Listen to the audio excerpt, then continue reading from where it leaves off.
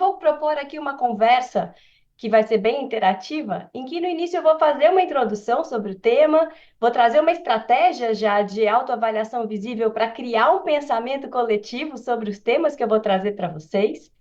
Depois, eu vou fazer uma conceituação mais profunda e a gente vai experimentar, pôr a mão na massa e fazer uma experiência de cultura de pensamento coletivo de investigação com perguntas essenciais de um tema que eu vou trazer para vocês. E no final a gente vai fazer um fechamento conceitual e vai de novo fazer uma autoavaliação, ganhando uma capacidade de pensar o que a gente aprendeu nessa manhã aqui, nessa 1h30 de conversa. Então, essa vai ser a nossa jornada aqui juntos. E tudo que eu trouxe aqui é nessa perspectiva freiriana da gente pensar novos possíveis a partir do que a gente já faz. Então, não é apagar nossas experiências, mas em cima delas construir novas conexões e novas possibilidades para a gente sonhar novos mundos possíveis na nossa educação profissional. Vou apresentar aqui o site, né, da abordagem que eu fundei de formação de professores, que é a abordagem para tornar inovador e visível a aprendizagem. E tudo que eu disser aqui, você encontra dentro do site, na biblioteca do site. Vocês podem checar no www.ativedu.com.br. Inclusive, vou deixar também aqui já meus contatos. Se vocês quiserem tirar foto, postar, marcar as publicações, podem nos marcar, podem nos acionar. E também vou deixar o convite para vocês conhecerem o livro que já foi anunciado pelo Daniel, aonde a gente vai ter um monte de explicações e exemplos de tudo isso que eu vou trazer para vocês. Já deixei o livro aqui com um super desconto de 30% para todos os professores acessarem dentro do site da Panda Books, que é o Aprendizagens Visíveis, Experiências Teórico-Práticas em Sala de Aula. Um livro que eu lancei em 2021 e que vai trazer todas essas experiências que eu estou trazendo aqui para vocês com uma coletânea de 17 autores e 11 artigos. Então vamos lá. A gente vive hoje numa sociedade em que todos nós somos muito conectados e dependentes das telas, né? Principalmente os jovens já nasceram nativos digitais, dependentes das telas, e estamos aí imersos em toda a questão da tecnologia e da digitalização que vocês discutiram muito na tarde de ontem, né? Todas as tendências que essa cultura de digitalização está trazendo para nós. É um grande desafio do ponto de vista da formação escolar, porque a gente tem que mudar uma tendência histórica. Se antes a gente gastava, se esse triângulo representa o tempo de trabalho escolar. Se antes a gente trabalhava muito tempo identificando e decodificando informações e dados no letramento básico das áreas, a gente compreendia poucos fenômenos, gastava pouco tempo realmente aprofundando o olhar e criava muito poucas situações de aplicação criativa do conhecimento. Com a tecnologia digital, com a inteligência artificial, com os algoritmos cada vez mais avançados, essas competências muito básicas de identificar, localizar e mesmo de entender basicamente fenômenos, passou a ser feita pela tecnologia. O que a gente tem que fazer agora? Uma inversão. A gente tem que garantir letramento e capacidade da gente identificar informação e dados em todas as linguagens, digitais e analógicas, da matemática, das ciências, da indústria e da tecnologia, mas a gente tem que gastar muito tempo agora, mais tempo, compreendendo em profundidade os fenômenos para, sobretudo, criar, aplicar e transferir esses conhecimentos para situações novas, para a gente saber aplicar e construir, resolver problemas novos no mundo. Essa é a tendência de a gente realmente desenvolver competências, que também foi um tema muito tratado nas palestras de ontem. Quais são as grandes competências nesse mundo digital? A gente tem que gastar muito tempo para justamente desenvolver essas competências. Então, num mundo tão complexo como esse, como que a partir da educação profissional e da escola, a gente navega no mar do conhecimento, das áreas do conhecimento?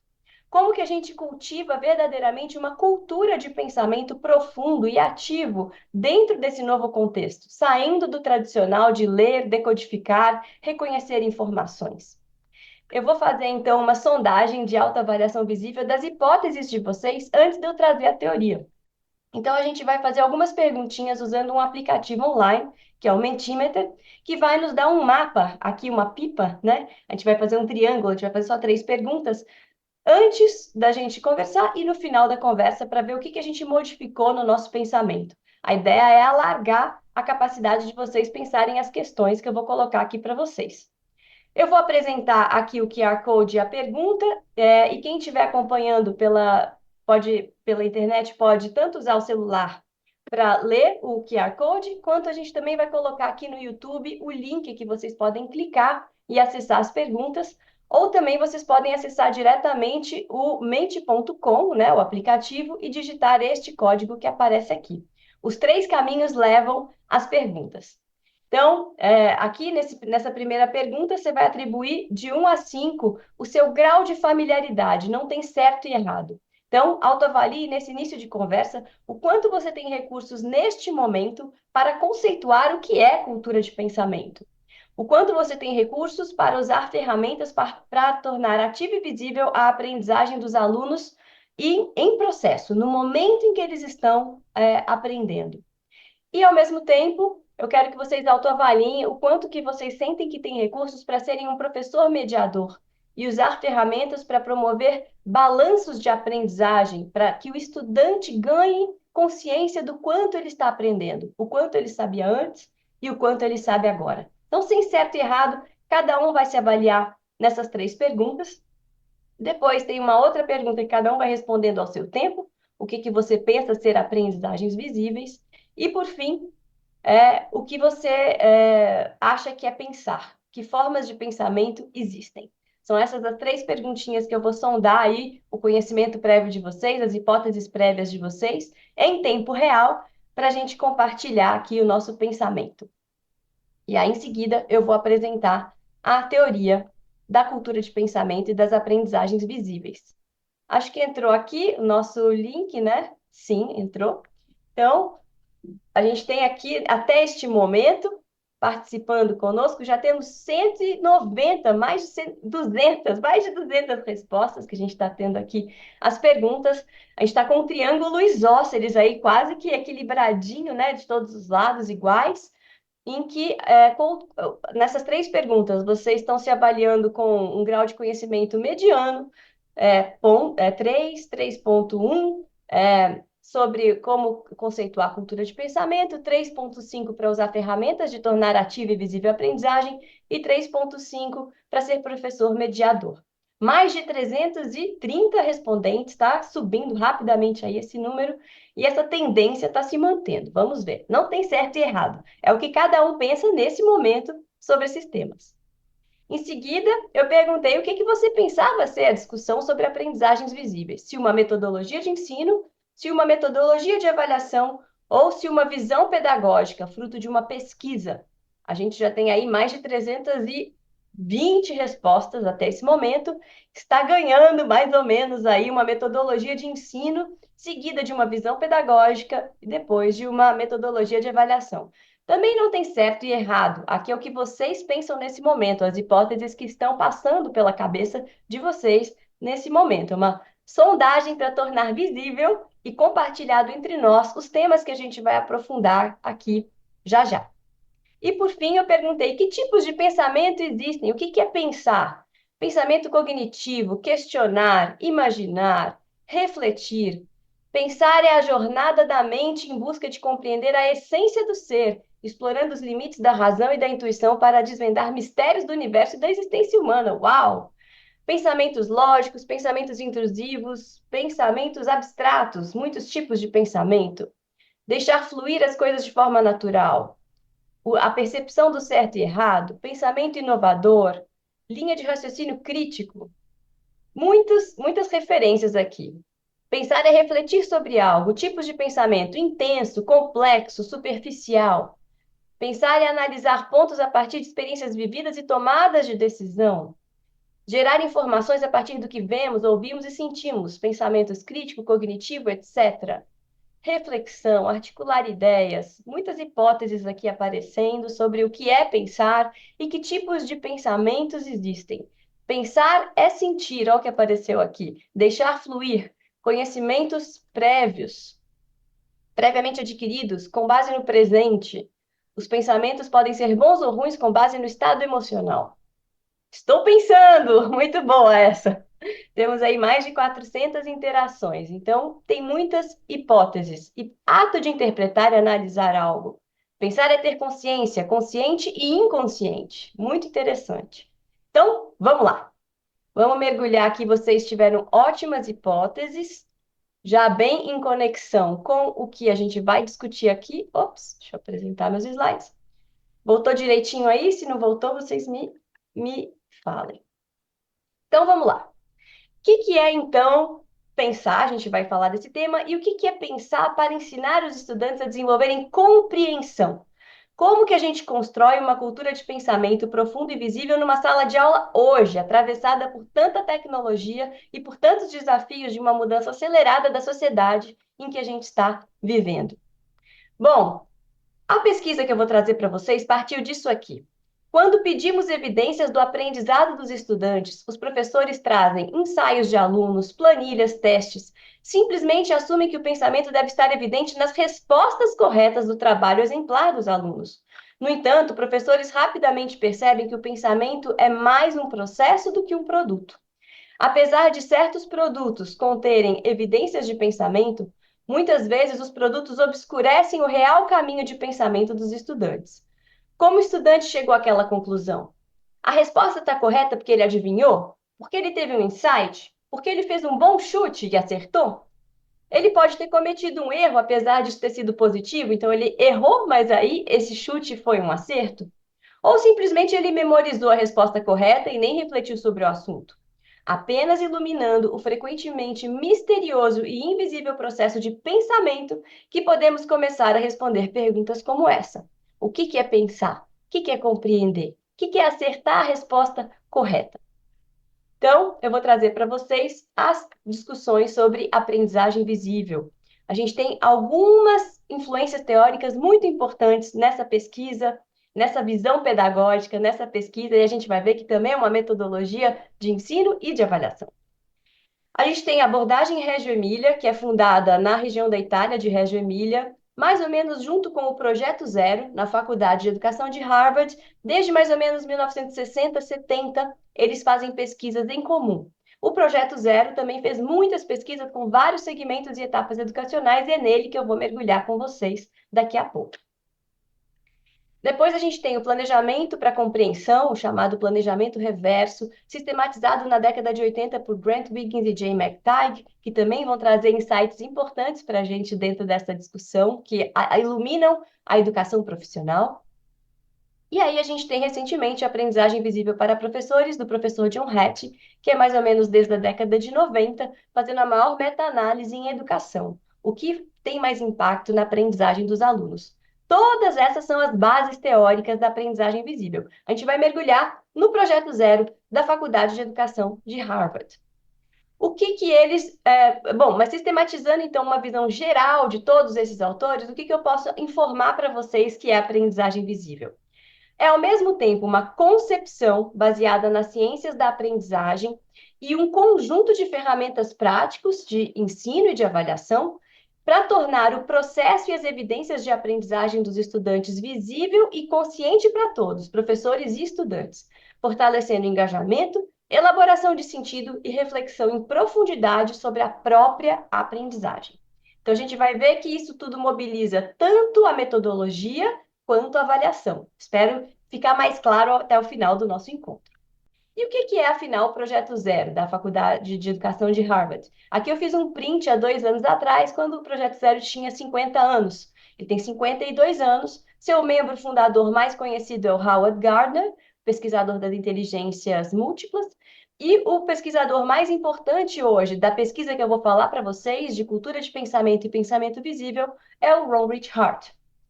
E aí, eles têm muitas pesquisas, desde a década de 90 já sistematizadas. O ensino para compreensão, a sala de aula pensante, tem uma versão rara em sebo, em português, né? Que é essa de como ligar a pesquisa na prática. E aí eu vou falar muito do Tornando o Pensamento Visível, de 2011, da Criando Culturas de Pensamento, de 2015, e do Poder de Fazer o Pensamento Visível, de 2020. Eu vou mergulhar nesse conjunto de pesquisas, a partir desse conjunto de pesquisas, em práticas que a Ativa Educação vem desenvolvendo em português, contextualizadas no Brasil, a partir do livro que eu mostrei para vocês, tá? Então, A ideia central da pesquisa foi desenvolvida pelo David Perkins, que é um fundador dessa pesquisa do pensamento visível, que é: aprender é resultado do pensar. Para que a gente realmente aprenda em profundidade, compreendendo, é necessário que a gente pense, e não o contrário, e não pensar para aprender. A gente precisa não aprender para pensar, a gente tem que pensar para daí resultar um aprendizado profundo e significativo.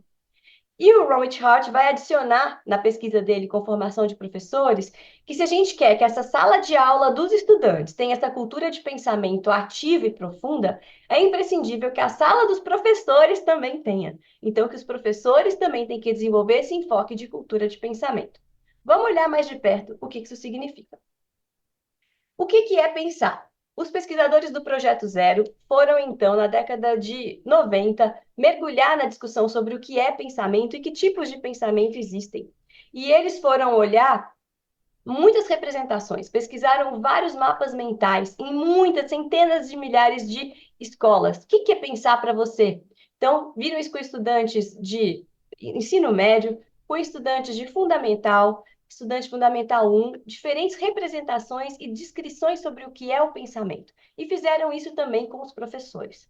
E aí surgiu uma representação de várias formas de dizer o que é pensamento, vários vocabulários sobre o pensamento.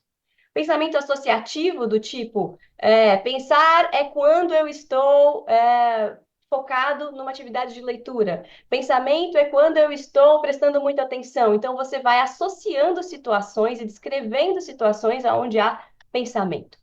Há também pensamento de tipo emocional, dizendo quando você se sente envolvido, quando você se sente conectado, quando você tem confiança, quando você se coloca pressão. Então, são quando a gente associa ao ato de pensar emoções e sensações. Há também aquelas descrições que são meta-pensamento, que descrevem formas de como a gente aprende a pensar. Há sempre algo para aprender mais, o pensamento nunca acaba, então tem um caráter um pouco epistemológico, de descrever qual é o processo do pensar. E foi curioso que nessa pesquisa a maior parte dos estudantes, 70% no ensino fundamental e 60% no ensino médio, têm um pensamento muito, descrevem o que é pensamento com base no emocional e no associativo, e muito pouco sobre o metapensamento e o pensamento de tipo estratégico. Quando a gente chega no pensamento estratégico, é quando a gente começa a descrever os processos do pensar, que vocês já trouxeram ali um pouco. Olhar bem de perto, questionar, analisar. É quando a gente vai nomeando os tipos de pensamento e, com isso, pautando as formas do pensar. O Projeto Zero mergulhou seu pensamento no pensamento de tipo estratégico, observando muitas salas de aula e vendo quando os professores realmente tinham essa capacidade de fazer os estudantes se envolverem e engajarem na aula e desenvolverem essa consciência do seu próprio pensamento. Daí surgiu a pesquisa do pensamento visível. Aqui é o próprio Ron Hart apresentando num seminário com a composição foi a pergunta de pesquisa do Projeto Zero. Como que a gente desenvolve o pensamento para compreensão? Quando a gente está realmente tentando entender alguma coisa, quando a gente quer que algo realmente faça sentido para nós, quais tipos de pensamento a gente usa? Identifique aí 3 ou 4 tipos diferentes de pensamento que são úteis na compreensão, na construção da compreensão. A gente pode pensar para várias finalidades, para resolver problemas, para ter uma conexão mais verdadeira com o tema. Aqui eles estão enfocados em compreensão. Compreensão como aprendizagem profunda, como esse enfoque verdadeiro e motivado de compreender alguma coisa. Dessa pesquisa, o Projeto Zero mapeou uma espécie de taxonomia de tipos de pensamento, a esquerda em inglês e a direita em português. Está um pouco ruim de ver aqui na apresentação do professor, então eu arrumei num outro slide mais fácil para vocês enxergarem.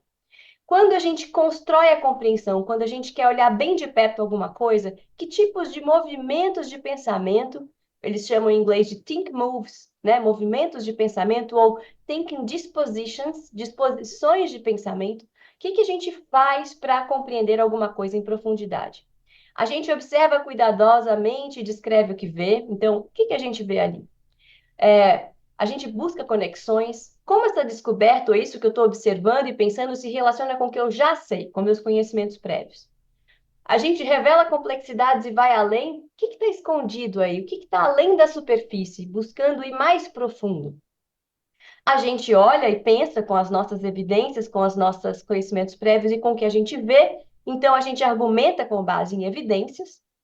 A gente é curioso e faz mais perguntas, buscando ver o que, que há de surpreendente e novo nisso que a gente está estudando, observando, pensando. A gente elabora explicações e interpretações, né, as causas, a análise que vocês estavam dizendo antes, né, analisar, pensar bem de perto, pensar o que, que de fato está acontecendo ali. Mas também, quando a gente considera diferentes perspectivas e pontos de vista e olha aquele objeto por diferentes ângulos, e quando a gente captura a essência e vai para uma ideia principal. E mais que tudo isso, num movimento de pensamento muito importante, muito contemporâneo, que a gente vai enfocar nele hoje, quando a gente estimula autoconhecimento. O que que eu aprendi? Como eu aprendi? O que que me desafiou mais? Como esse estudo me afetou, me mobilizou? Todas essas são formas da gente desenvolver compreensão em profundidade, saindo de um nível mais raso para um nível mais profundo. Então, eles foram concluindo, né, em toda essa pesquisa do ensino para compreensão, que ensinar quando a gente quer compreender realmente, quando a gente quer ensinar os estudantes a compreenderem, a gente tem que buscar criar esse enfoque profundo em sala de aula. Ensinar a ver de perto, a pensar em profundidade, a relacionar, questionar e aprofundar de um nível inicial mais raso para um nível mais profundo e autoconsciente.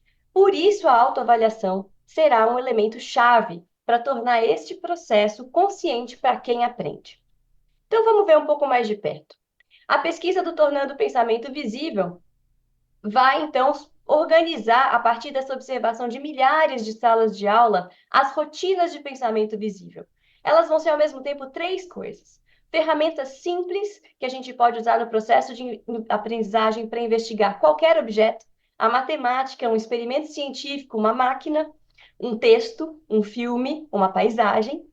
Vão ser estruturas e andaimes que vão apoiar o nosso pensamento e que a gente vai explorar para documentar a nossa aprendizagem, torná-la visível para nós.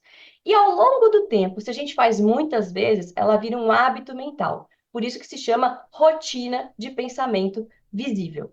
Então, ao mesmo tempo, essa proposta vai atuar nessas três frentes, como uma ferramenta de estudo, como uma estrutura de pensamento e como um hábito mental que vai se interiorizar em cada estudante. Então, vamos começar a praticar. Eu gosto sempre de concretizar para a gente entender do que a gente está falando. Vamos começar com a rotina-chave mais importante, mais praticada no Projeto Zero, por todos os projetos de investigação, que é vejo, penso e pergunto, ou see, think, wonder, que pode ser também vejo, penso e imagino. Então, a gente vai ver o que eu estou vendo aqui, olhar bem de perto o que é visível, o que é evidente aos sentidos e o que a gente descreve. A partir disso, o que a gente pensa, que ideias surgem na nossa mente, o que a gente interpreta com as evidências, que hipóteses a gente formula e conecta, o que a gente junta com os nossos saberes prévios para formular essas hipóteses. E a partir disso, o que eu imagino ou então o que eu pergunto. Então, como que eu checo se o que eu estou pensando é verdadeiro ou não? Que pergunta eu formulo? O que eu posso supor a partir disso? Então, é esse o movimento de pensamento que a gente vai desenvolver aqui, imaginando possibilidades. Não tem problema se para vocês é o que eu vejo, já imagino. Então, vamos fazer um pequeno experimento aqui. Vou primeiro mostrar o que uma professora fez, para depois a gente mergulhar nesse experimento junto com um outro fenômeno científico. Então, aqui, o que que você vê? O que que você imagina ser isso? O que você pensa sobre o que você vê? Que perguntas surgem na sua mente? A professora mostrou essa imagem para os alunos e todos ficaram curiosos, falando: Nossa, parece uma porção de lixo. Nossa, eu vejo coisas amontoadas. Para mim, parece uma caixa de brinquedos da educação infantil, mas está meio sujo. Não, para mim, parece um conjunto de sucatas, retalhos, sujeiras que parece até ter uma pena de animal aqui, de uma ave, um pedaço de plástico, uma tampinha, mas me remete a um quadro do Vicky Muniz. Muitas hipóteses surgem em cena e não tem certo e errado. A professora está fazendo um zoom da imagem e ativando a imaginação dos estudantes sobre o que eles estão vendo e que perguntas surgem na sua mente. Acolhendo todas essas perguntas, a professora fez um mural compartilhado num Padlet em que todos os estudantes foram anotando o que eles viam. Resto de comida, plástico, vejo algum tipo de inundação, garrafas, copos de plástico. Acho que eu consigo ver o que está dentro de um balde. Parece que tem uma pena de animal. Depois, o que eles imaginavam? Há muito lixo na imagem. Imagino que as pessoas estão desperdiçando em materiais. Imagino que seja algum tipo de lixão, foram dizendo. E o que eles perguntam? O que aconteceu com esse lixo? Por que esses objetos estão ali? Aonde eles vão parar? Por que as pessoas não reciclam? Por que descartam desse jeito o lixo? Aonde estão esses objetos, afinal? Foram fazendo uma coleção de perguntas. Então a professora, no fim, apresentou a imagem completa e todos ficaram muito chocados em perceber que, na verdade, não era um lixão. Era um resto de lixo, sim, de detritos de plástico acumulados dentro de um abdômen de um filhote de albatroz que estava numa praia e que morreu intoxicado pelo lixo. E com todas essas discussões que os estudantes tiveram, com a percepção a partir da imagem, eles foram analisando de novo que perguntas isso nos traz, que situação isso nos revela, qual é a conexão que nós temos com essa imagem. E os estudantes foram entendendo que mesmo lugares muito distantes, como São Paulo, Brasília, Belo Horizonte do litoral, podem levar seus lixos até o litoral e, por exemplo, provocar a morte de um animal, não no litoral do Brasil, mas até no litoral do Oceano Pacífico, que o lixo pode rodar o planeta a partir das suas águas, que está tudo interconectado, que não tem fora do planeta, está tudo dentro. Não tem jogar o lixo para fora. O lixo vai para algum lugar. Então, a partir dessa sensibilização, a professora foi criando uma cultura de pensamento coletivo, gerando hipóteses a partir de uma investigação que ela disparou sobre hidrologia e a conexão das águas e do planeta. Então, essa foi uma primeira experimentação que ela fez para introduzir ideias e criar esse envolvimento, esse engajamento dos estudantes com o fenômeno que ela queria investigar e não simplesmente fazer perguntas de livro didático. Qual é o impacto que uma cidade de São Paulo pode ter no litoral do sul do Brasil? Então, ela não veio com perguntas abstratas, ela veio com uma imagem concreta e, a partir dessa imagem, ela foi gerando perguntas e conexões para surpreender e engajar os alunos no pensamento sobre o tema que ela queria disparar. Então, o que a gente vê aqui? Que tipos de pensamento estão sendo mobilizados?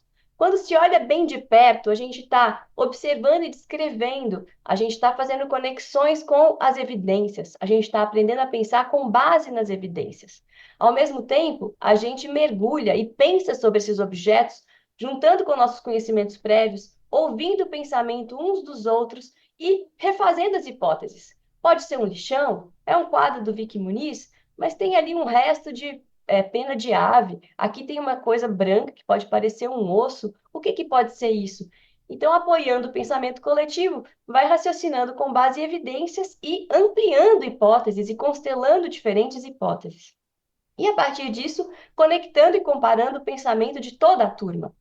E com isso, a gente amplia a curiosidade dos estudantes em saber do que se trata e como isso foi parar ali, gerando perguntas que vão então ser questionadas e investigadas num nível mais profundo. Por fim, a gente revela a complexidade, explora e coordena diferentes pontos de vista sobre a imagem, comparando e conectando, e por fim, compreendendo uma coisa no seu caráter mais sistêmico, pensando de um modo integrado sobre um objeto complexo. Isso dispara uma sequência de atividades que vai então ser aprofundada pela área do conhecimento das ciências da natureza ou da biologia. Aqui um outro exemplo. A professora também fez a conexão entre o Zoom e vejo, penso e pergunto a partir dessa imagem. O que você vê? O que você pensa sobre o que você vê? Que perguntas surgem na sua mente? Os estudantes detalhadamente descrevem o muro com restos, aparência de jovens soldados com uniformes, mas eles estão sorrindo. Então, aonde isso pode estar acontecendo? É numa guerra de hoje? É numa guerra do passado? Mas eles não estão tensos, então o que será que pode estar acontecendo? Depois, se amplia a imagem e vê-la num estado intermediário, e as hipóteses inicialmente formuladas vão sendo ampliadas, e se vai percebendo que tem alguma situação que eles estão observando. Eles estão ali entre algum lugar e outro, e o que pode estar acontecendo? Ao mesmo tempo, os estudantes podem ir notando que a imagem não parece tão recente, é mais antiga, então pode se referir uma cena do passado. E, de novo, a professora vai construindo um pensamento de investigação sobre um fenômeno histórico, uma imagem histórica, até construir a interpretação e desvelar a complexidade de um documento histórico sobre a queda do Muro de Berlim e entender todo o contexto dos soldados da Alemanha Oriental observando a Alemanha Ocidental pela primeira vez, em choque com o que eles estão vendo. Então, nessa discussão, a professora introduz ideias, discute as novas ideias que os estudantes têm sobre a imagem, como que essa própria rotina de pensamento modificou o modo dos estudantes pensarem aquele objeto e o que eles aprenderam sobre o próprio modo de pensar e refletir a partir da rotina. Então, é esse exemplo de movimento, tanto de mergulhar na imagem e no fenômeno, quanto de refletir sobre o nosso próprio pensamento, que a gente vai fazer agora. Eu vou convidar vocês a participarem da análise de um fenômeno.